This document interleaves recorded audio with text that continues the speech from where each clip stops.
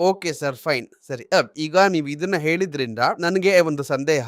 ನೀವು ಈಗ ಟಾಟಾ ಸ್ಟೀಲ್‌ನ ₹1000ಗೂ ನೋಡಿದ್ದೀರಾ, ₹200ಗೂ ನೋಡಿದ್ದೀರಾ. ಅಂದ್ರೆ ಈಗ ನನಗೇನು ಪ್ರಾಬ್ಲಮ್ ಇಲ್ಲ. ನಾನ್ ತಗೊಂಡ್ಮೇಲೆ ನೆಮ್ಮದಿಯಾಗಿದ್ದೀನಿ ಅಂತ ನೀವ್ ಹೇಳಿದ್ದೀರಾ. ಯಾಕಂದ್ರೆ ನನ್ನ ಹತ್ರ ಇನ್ನೊಂದ್ 2,000 ಶೇರ್ ಇದ್ದಿರುತ್ತೆ. ಈಗ ನಾವು ಒಂದು 100, 200 ಷೇರು ಆತರ ಒಂದ್ ಸ್ವಲ್ಪನೇ ಈ ಟಿಫನ್ ಕಾಫಿ ರೇಂಜಲ್ಲಿ ತಗೊಂಡಿಟ್ಟಿದೀವಿ ಅಂತಂದ್ರೆ, ಯಾವಾಗ ಈ ಪ್ರಾಫಿಟ್‌ನ ನಾವು ಬುಕ್ ಮಾಡೋದು? ಯಾಕೆ ಬುಕ್ ಮಾಡ್ಬೇಕು? ಯಾಕೆ ಬುಕ್ ಮಾಡ್ಬೇಕು ಅಂತಂದ್ರೆ, ಇವಾಗ ಏನಂದ್ರೆ, ಈಗ ನಾನು ಒಂದು ಶೇರ್ ₹100 ಒಂದು 10 ಶೇರ್ ತಗೊಂಡಿದ್ದೀನಿ ಸರ್.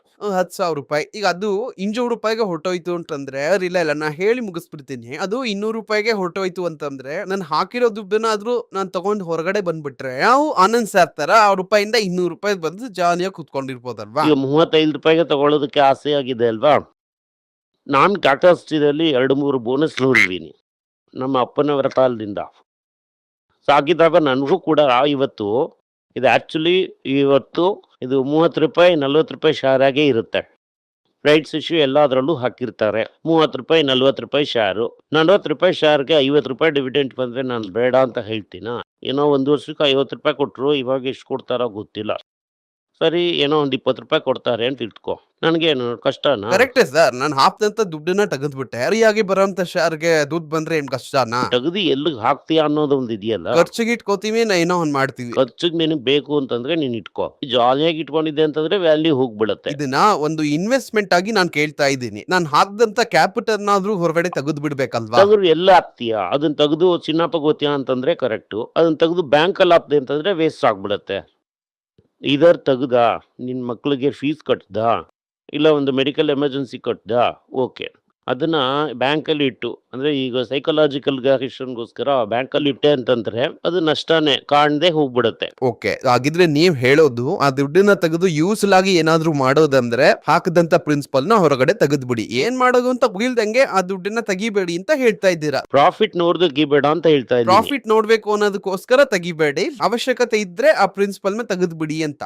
ಯಾಕಂದ್ರೆ ನೀವ್ ಅದ್ ಹೇಳೋವಾಗ ಈ ಟಾಟಾ ಸ್ಟೀಲ್ ಇಳಿದಾಗ ನನಗೆ ಯಾವ ಸಮಸ್ಯೆನೂ ಇಲ್ಲ ಅನ್ನೋ ರೀತಿ ನೀವ್ ಹೇಳಿದ್ರಿ. ಯಾಕಂದ್ರೆ ನನ್ ಬೇರೆ ಸೋರ್ಸ್ ಆಫ್ ಇನ್ಕಮ್ ಇದೆ ಅಲ್ವಾ? ಈ ಸೋರ್ಸ್ ಆಫ್ ಇನ್ಕಮ್ ಇದೆ ಅನ್ನೋದನ್ನು ದಾಟಿ ನಮ್ಗೆ ಪ್ರಾಫಿಟ್ ಹೊರಟೋಯ್ತಲ್ಲ ಅಂತ ಒಂದು ಥಾಟ್ ಇಲ್ದೆ ಅಲ್ಲ. ಒಬ್ಬ ವ್ಯಕ್ತಿಗೆ ಮಿನಿಮಮ್ 3-4 ಸೋರ್ಸ್ ಆಫ್ ಇನ್ಕಮ್ ಇರಬೇಕು. Okay sir, fine. ಸರ್, ನಾನು ಈ ಐಟಿಸಿ ಇದ್ರ ಬಗ್ಗೆ ನೋಡ್ತಾ ಇದ್ದಾಗ ಒಂದೇ ಒಂದು ಐಟಿ ಬೀಸು, ಫಾರ್ಮಾ ಬೀಸು ನೋಡ್ತಾ ಇದ್ದೆ.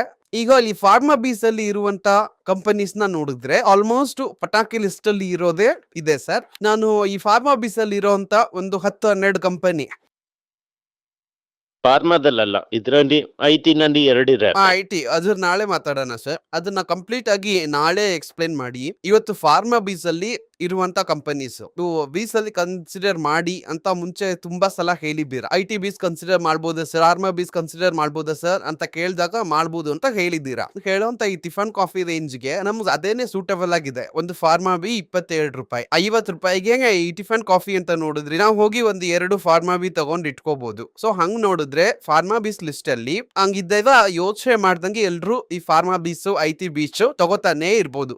ಓಕೆ ಸರ್, ನಿಮ್ ತರ ತಾಜ್ ಹೋಟೆಲ್ಗೆ ಹೋಗಿ ಊಟ ಮಾಡೋಂತ ಒಂದು ಸ್ಥಿತಿ ಬರೋವರೆಗೂ ನಾವು ಈ ಫಾರ್ಮಾ ಬೀಸ್ನ, ಐಟಿ ಬೀಸ್ನ ತಗೋತೀವಿ ಸರ್.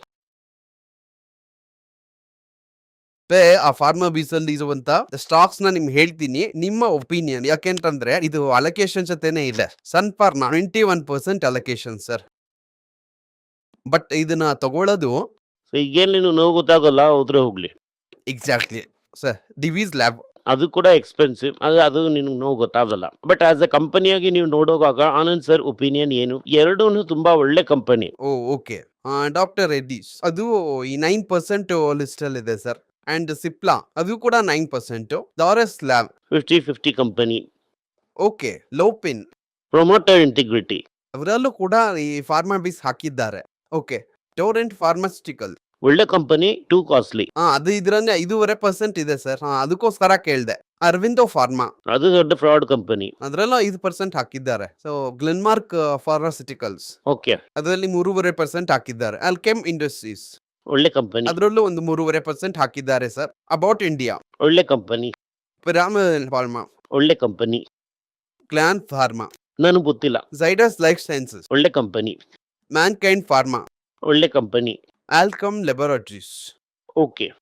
ಓಕೆ. ಸೊ ಇದು ಯಾವ್ದಕ್ಕೋಸ್ಕರ ಅವ್ನ ಹತ್ರ ಇದರ ಒಪಿನಿಯನ್ ಎಲ್ಲ ಕೇಳ್ದೆ ಅಂದ್ರೆ ಸರ್, ನೀವು ಈ ಫಾರ್ಮಾ ಬೀಸ್ ಮಾಡ್ಬೋದು ಅಂತ ನೀವು ಹೇಳ್ತೀರಾ, ಕನ್ಸಿಡರ್ ಮಾಡ್ಬೋದು ಅಂತ ಹೇಳ್ತೀರಾ. ನಾಳೆ ನಾವು ಇದೇನ್ ಮಾಡ್ತೀವಿ ಅಂತಂದ್ರೆ ಫಾರ್ಮಾ ಬೀಸ್ ಒಳಗಡೆ ಇರೋಂತ ಸ್ಟಾಕ್ ಅದು ಮಾಡೋದಕ್ಕೆ ಆಗಲ್ಲ. ಅದರ ವ್ಯಾಲ್ಯೂಯೇಷನ್ ಏನು ಅಂತ ಅನ್ನೋದು ನನಗೆ ಗೊತ್ತಿಲ್ಲ. ಇದರ ಒಪಿನಿಯನ್ ನಿಮ್ಮ ಹತ್ರ ಕೇಳ್ಬಿಟ್ಟು ಸೊ ಅದಕ್ಕಿರುವಂತ ಒಂದು ಕ್ಲಾರಿಟಿನೂ ಕೇಳ್ಕೊತೀನಿ. ಫಾರ್ಮಾ ಬೀಸ್ ತಗೊಳ್ಳೋದೇ ಬೇರೆ, ಕಂಪನಿನ ತಗೊಳ್ಳೋದೇ ಬೇರೆ. ಅರ್ಥ ಆಗ್ತಿದೆ. ನಿನ್ಗೆ ಕೈ ಗಟಕ್ತಾ ಇದೆ ಅಂತ ನೀನ್ ಫಾರ್ಮಾ ಬೇಸ್ ನ ತಗೋತೀಯ. ಆ ಕಂಪನಿ ಅಂತ ನೋಡಿದಾಗ ವ್ಯಾಲ್ಯೂಯೇಷನ್ ನೋಡೇ ತಗೋಬೇಕು. And on the other side, ಈ ಫಾರ್ಮಾ ಬೀಸ್ ಅಲ್ಲಿ ಸರಿ ಇಲ್ದೇ ಇರುವಂತ ಕಂಪನಿಗಳಲ್ಲಿ ಇನ್ವೆಸ್ಟ್ ಮಾಡಿದ್ದಾರೆ, ಅರ್ಥ ಮಾಡ್ಕೋಬೇಕಾಗಿದೆ. ಕಾಸ್ಟ್ಲಿ ಕಂಪನೀಸ್ ಇದೆ, ಕಾಸ್ಟ್ಲಿ ಕಂಪನೀಸ್ ಇದೆ. ಈಗ ರೆಡ್ಡಿ ಹೇಳುವಂತ ಸ್ಪೀಡ್ ಅಲ್ಲಿ 10 ವರ್ಷದಲ್ಲಿ ರೆಡ್ಡಿಯಲ್ಲಿ ಬಂದಂತ ಗೇನ್ ನಿಮ್ಗೆ ಇದರಲ್ಲಿ ಬರಲ್ಲ. Pharma base will be substitute gain, Reddy gain will be A faster gain. ಅದ್ರಲ್ಲಿ ನೀವ್ ಹೇಳ್ಬಂತ ಒಂದು ವಿಷಯ ಇದೆ ಸರ್, ಇದು ಡಿವಿಡೆಂಟ್ ಬಂದ್ರೆ ಅದನ್ನ ತೆಗೆದು ಯಾರನ್ನ ಮತ್ತೆ ತಗೊಳ್ಳಿ ಅಂತ ಹೇಳ್ತಿರಲ್ಲ. ಈಗ ನೋಡ್ತಾ ಇರುವಂತ ತುಂಬಾ ಜನರಿಗೆ ಎರಡು ಲೆಕ್ಕಾಚಾರ ಬರ್ದಿಟ್ಟು ಅದು ಡಿವಿಡೆಂಟ್ ತಗೊಳ್ಳುವಂತದ್ದು ಎಲ್ಲ ಡಿವಿಡೆಂಟ್ ಗಿಂತ ಒಂದು ಅಕೌಂಟ್ ಹಾಕ್ಬಿಡ್ಬೇಕು, ಡಿವಿಡೆಂಟ್ ರೀಇನ್ವೆಸ್ಟ್ ಮಾಡೋದಕ್ಕೆ ಅಂತ. ಒಂದು ಅಕೌಂಟ್ ಬೇರೆ ಆಗಿ ಒಂದು 2-3 ಅಕೌಂಟ್ ಇದ್ರೆ ಪ್ರಾಬ್ಲಮ್ ಇಲ್ಲ. ಡಿವಿಡೆಂಟ್ಗೆ ಅಂತ ಒಂದು ಅಕೌಂಟ್ ಇದೆ ಅಂತಂದ್ರೆ ಆ ದುಡ್ಡಲ್ಲಿ ಏನೇ ಬಂದ್ರು ಅದನ್ನ ತಿರ್ಗಾ ರೀಇನ್ವೆಸ್ಟ್ ಮಾಡ್ಬಿಡು. ಓಕೆ, ಅದಕ್ಕೊಂದು ಬೇರೆ ಆಗಿ ನಾನು ಅದಕ್ಕೊಂದು ಬೇರೆ ಆಗಿ ಇಟ್ಟಿರ್ತೀನಿ. ಸೊ ಅದ್ರಲ್ಲಿ ಬರೋಂತ ದುಡ್ಡನ್ನ ನಾನು ರೀಇನ್ವೆಸ್ಟ್ ಮಾಡ್ಬಿಡ್ತೀನಿ. ಫಾರ್ಮಾ ಬೀಸು ಐಟಿ ಬೀಸು ಕೇಳ್ತಾ ಇದ್ದೀನಿ, ಅದ್ರಲ್ಲಿ ಬರೋಂತ ಡಿವಿಡೆಂಟ್ ನ ಅವರು ಫ್ಯಾಕ್ಟರಿ ಮಾಡ್ಬೇಕು. ಸೊ ಅದರಿಂದ ನಾವು ಡಿವಿಡೆಂಟ್ ಬಗ್ಗೆ ಯೋಚನೆ ಮಾಡೋದು ಬೇಕಾಗಿಲ್ಲ. ಹೌದು, ಇದು ಎಲ್ಲಾ ವಿಧದಲ್ಲೂ ಬೆಟರ್. ಕೆಲವು ಬೇಡದೇ ಇರೋ ಕಂಪನೀಸ್ ಇರುತ್ತೆ, ಅದನ್ನ ನೀವು ಅಕ್ಸೆಪ್ಟ್ ಮಾಡ್ಲೇಬೇಕು. ಓಕೆ, ಯಾಕಂದ್ರೆ ರಿಟರ್ನ್ಸ್ ಅಲ್ಲಿ ನೋಡಿದ್ರಿ ಅಂತಂದ್ರೆ 13 ರೂಪಾಯಿ 14 ಅಲ್ಲಿ ನೋಡಿದ್ದು ಇವತ್ತು 27 ರೂಪಾಯಿ ಹತ್ರ ಇದೆ. ಒಳ್ಳೆ ರಿಟರ್ನ್, ಸಮ್ವೇರ್ ಅರೌಂಡ್ 19% ಇದೆ. ಸಾಕು. ಸರ್, ಗೋಲ್ಡ್ ಪ್ರೈಸ್ ಯಾಕೆ ಇಷ್ಟೊಂದು ಏರಿ ಇಳಿದು ಮಾಡ್ತಾ ಇದೆ? ಯಾಕಂದ್ರೆ ನಿನ್ನೆ ವಿಡಿಯೋದಲ್ಲಿ ನೀವು ಹೇಳಿದ್ರಿ, ಹೇಳ್ತಾ ಇದ್ದಂತ ರೇಟು ಮುಗಿಯೋದೊಳಗಡೆ ಒಂದು 150 ರೂಪಾಯಿ ಏರ್ಬಿಡ್ತು. ಗೋಲ್ಡ್ ಯಾಕೆ ಏರ್ತಾ ಇದೆ ಅಂತಂದ್ರೆ ಈಗ ಸೆಂಟ್ರಲ್ ಬ್ಯಾಂಕ್ ತಗೋತಾ ಇದ್ದಾರೆ ಅಂತ ಹೇಳ್ತಾ ಇದ್ದಾರೆ. ಇನ್ನೊಂದು, ಈ federal reserve president interest rate ನ ಏರ್ಸೋದಿಲ್ಲ ಅಂತ ಹೇಳ್ತಾ ಇದ್ದಾರೆ. ನನ್ನ ಪ್ರಕಾರ ಈ 4-5 ವರ್ಷದಿಂದ ಅಮೆರಿಕಾದಲ್ಲಿ ಇನ್ಫ್ಲೇಷನ್ ಅಂತ ಅನ್ನೋದು ತುಂಬಾನೇ ಜಾಸ್ತಿ ಆಗಿದೆ. ಅದು ಕಡಿಮೆ ಆಗಿಲ್ಲ ಅಂತಂದ್ರೆ ಡೆಫಿನೆಟ್ ಆಗಿ ಈ ಸಲ ರೇಟ್ ಏರಿಸಬೇಕು, ಕಡಿಮೆ ಮಾಡೋದಿಲ್ಲ. ರೇಟ್ ನ ಏರ್ಸಿದ್ರು ಅಂತಂದ್ರೆ ಡಾಲರ್ ಏರುತ್ತೆ, ರೇಟ್ ಏರಿಸಿದ್ರೆ ಡಾಲರ್ ಏರುತ್ತೆ. ಹೌದು, ಡಾಲರ್ ಏರುತ್ತೆ, ಗೋಲ್ಡ್ ಬೀಳುತ್ತೆ. ಅದಾದ್ಮೇಲೆ ಒಂದು ಕ್ರೈಸಿಸ್ ಬಂದ ಮೇಲೆ ತಿರ್ಗಾ ರೇಟ್ ನ ಕಟ್ ಮಾಡ್ತಾರೆ, ತಿರ್ಗಾ ಏರುತ್ತೆ. ಸೊ ಬಿದ್ದು ಏರುತ್ತೆ ಅಂತ ಅನ್ನೋದೇ ನನ್ನ ಬಿಲೀಫ್. ಸೊ ಅಮೆರಿಕಾದಲ್ಲಿ ಇಂಟ್ರೆಸ್ಟ್ ರೇಟ್ ಈ ಲೆವೆಲ್ ಅಲ್ಲಿ ಹೈ ಅಲ್ಲಿ ತುಂಬಾ ದಿನಕ್ಕೆ ಅವರಿಂದ ಇತ್ತಿರೋದಕ್ಕಾಗಲ್ಲ. ಇಲ್ಲಿಂದ ಇನ್ನ ಏರಿಸ್ಬಿಟ್ಟು ಇಳಿಸುತ್ತಾರೆ. But over grade of 10 years ಅಂತ ನೋಡಿದ್ರೆ ಇನ್ಮೇಲೆ 0% ರೇಟು ಮುಂದಿನ 20 ವರ್ಷಕ್ಕೆ ಬರುತ್ತೆ ಅಂತ ನನಗೆ ನಂಬಿಕೆ ಇಲ್ಲ. ಅದರಿಂದ ಈ ಸ್ಟಾರ್ಟ್ಅಪ್ ಇಂಡಿಯಾ ಇದೆಲ್ಲ ಕಷ್ಟ. ಅಮೆರಿಕ ಸರ್ ಅದು ಎಲ್ಲಾದ್ರಲ್ಲೂ ನೀವು ಇಂಡಿಯಾಗೆ ಬಂದ್ಬಿಡ್ತೀರಾ. ಹೌದು, ಯಾಕಂದ್ರೆ ಅಲ್ಲಿಂದ ತಾನೇ ದುಡ್ಡು ಬಂದಿದ್ದು. ಹಂಗ ಹೇಳ್ತಾ ಇದ್ದೀರಾ? ಈಗ ನಿಮ್ಮ ಈ ಬೈಜೂಸ್, ಓಯೋ, ಸ್ವಿಗ್ಗಿ ಇವೆಲ್ಲ ಯಾಕೆ ಈಗ ಪಬ್ಲಿಕ್ ಇಶ್ಯೂ ಹಾಕಿ ನಿಮ್ ದುಡ್ಡನ್ನು ಕೇಳ್ತಾ ಇದ್ದಾರೆ? ಯಾಕೆಂತಂದ್ರೆ ಅಮೆರಿಕಾದಿಂದ ಬಂದಂತ ಓಸಿ ದುಡ್ಡು ಮುಗಿದೋಯ್ತು. Okay sir, done. Thank you sir, thank you. Video ನಿಮ್ಗೆ ಆಗಿದ್ರೆ ವಿಡಿಯೋನ ಲೈಕ್ ಮಾಡಿ, ನಮ್ಮ ಚಾನಲ್ನ ಸಬ್ಸ್ಕ್ರೈಬ್ ಮಾಡಿ, ಬೆಲ್ ನೋಟಿಫಿಕೇಶನ್ ತಟ್ಟಿ. ಈ ವಿಡಿಯೋನ ಸಾಧ್ಯ ಆದ್ರೆ ನಿಮ್ಮ ಸಂಬಂಧಿಕರಿಗೂ ಸ್ನೇಹಿತರಿಗೂ ಕಳಿಸಿ, ಅವರಿಗೂ ನೋಡೋದಕ್ಕೆ ಹೇಳಿ.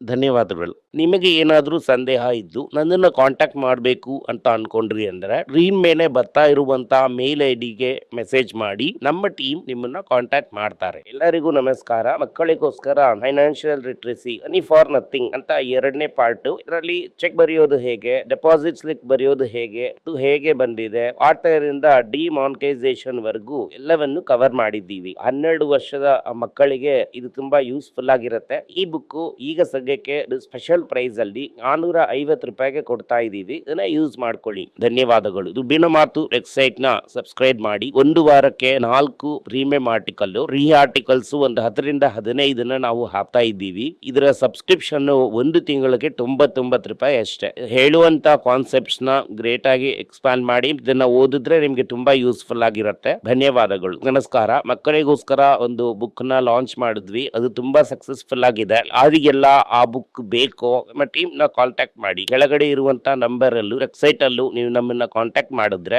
ನೀವು ಆ ಬುಕ್ ನ ತಗೋಬಹುದು. ಬೇರೆ ನಮ್ಮ ಬುಕ್ ಗಳು ಕೂಡ ಅವೈಲೇಬಲ್ ಆಗಿದೆ. ನೀವು ಇದನ್ನ ನಮ್ಮ ವೆಬ್ಸೈಟ್ ಮುಖಾಂತರನೂ ತಗೋಬಹುದು. ಕೆಳಗಡೆ ಇರುವಂತ ವಾಟ್ಸ್ಆಪ್ ನಂಬರ್ಗೆ ಮೆಸೇಜ್ ಮಾಡಿ ಕೂಡ ತಗೋಬಹುದು.